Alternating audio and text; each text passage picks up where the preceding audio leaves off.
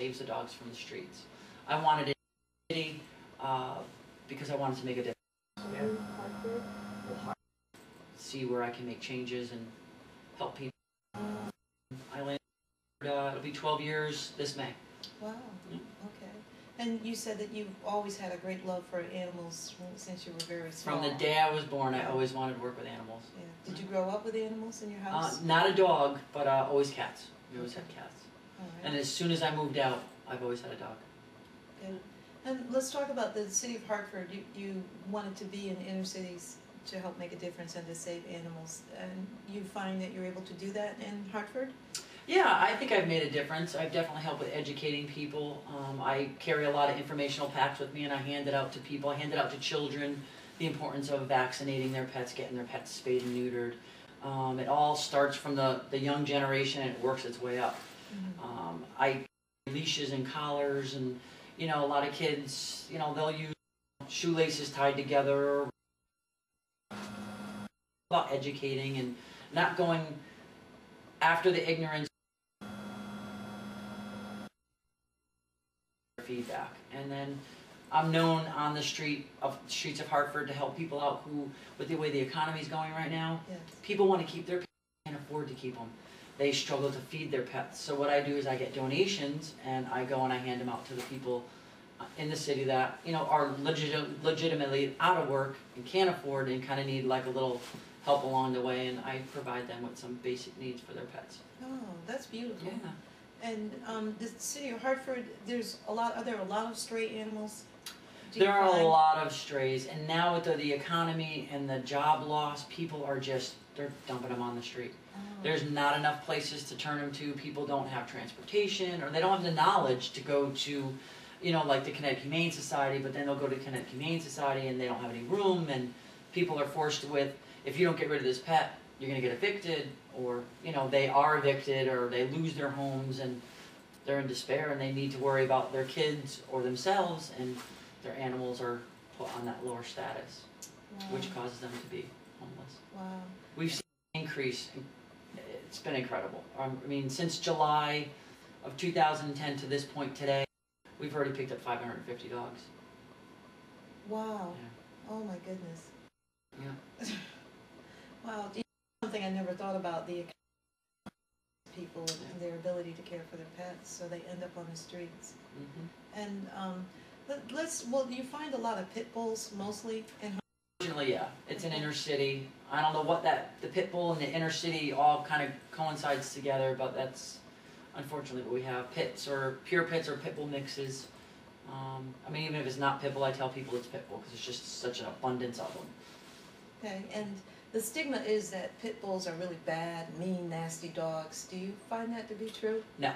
No, I don't. I've dealt with, like I said, I deal with pit bulls all the time. I personally own one. I know many people that own them. Number one, it's all about how you raise them. Can a dog be bred bad? Absolutely. You have an aggressive negative dog and you breed it to another aggressive negative dog, you're going to get a bad dog.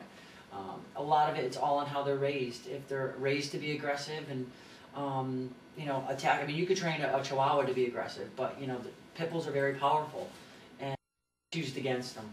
Mm-hmm. So they're actually known to be, out of all the breeds, are known to be the most loyal. Yeah, I was reading research. I was researching pit bulls, and I found that they were called nanny dogs because they were so they're very protective.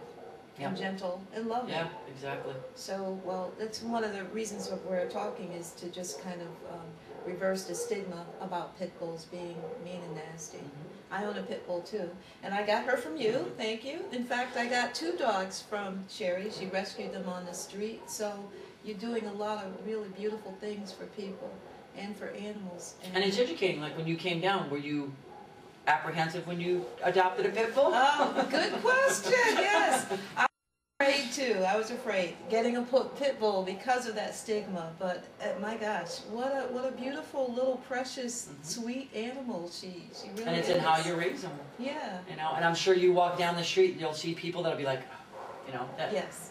You know, but then you have the people out there that work against. you know, here we are, we both own pit bulls, and I know several people that own them, and they're loyal, loving pets. I mean, my dogs, wherever I travel, my dogs travel, but then you have the people that, you know, that mistreat them, that use them to guard their, you know, drugs, or, you know, use them for fighting, and that's where we're, you know, that's where the negativity comes in. You know, and it's like it's an uphill battle constantly, because the negative always spreads faster than the positive. Right. And we need more positive out there. We need to hear about, you know, the cuddly pit bull that, you know, that does protect its family, that, you know, that likes to swim, that likes to hang out with their families. That licks you to death. Exactly. With your face. Yep. Yeah. Exactly. Okay. Well, is there anything else that you want to add before we conversation? I think the one thing I would love to see, not so much, not even just in Hartford, but worldwide, is spay and neuter. Spay and neuter. I so many people that live by the myth of, oh, my dog will be a better dog if it has a litter. Not true.